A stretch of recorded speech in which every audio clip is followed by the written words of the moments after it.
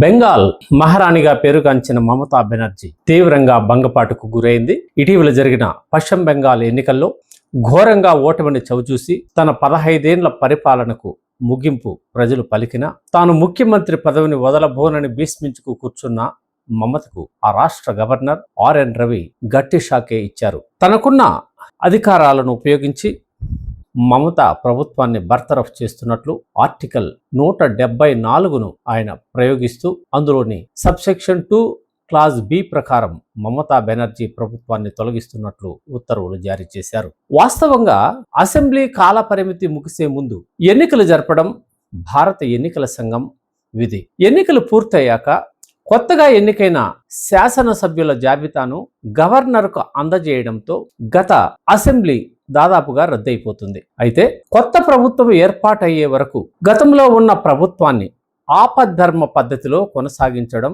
సాంప్రదాయబద్ధంగా వస్తోంది. ఎందుకంటే కొత్త ప్రభుత్వం ఏర్పాటయ్యే వరకు రాజ్యాంగ శూన్యత ఏర్పడకుండా పాత ముఖ్యమంత్రినే ఆపద్ధర్మ హోదాలో కొనసాగిస్తారు.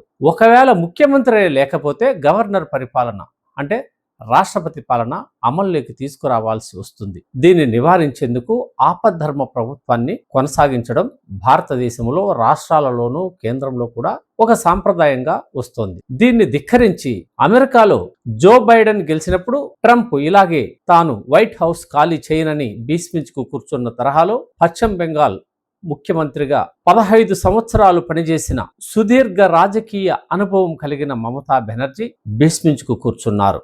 ముఖ్యమంత్రి పదవిని వదలబోనన్నాడు. అయితే ఆమె ముఖ్యమంత్రి పదవిని వదలకపోతే వచ్చే నష్టం ఏమీ లేదని ఆమెకు కూడా తెలుసు. ముఖ్యమంత్రి పదవి ఒకటే రాజ్యాంగ హోదాలో చివరి పదవి ఏమీ కాదు.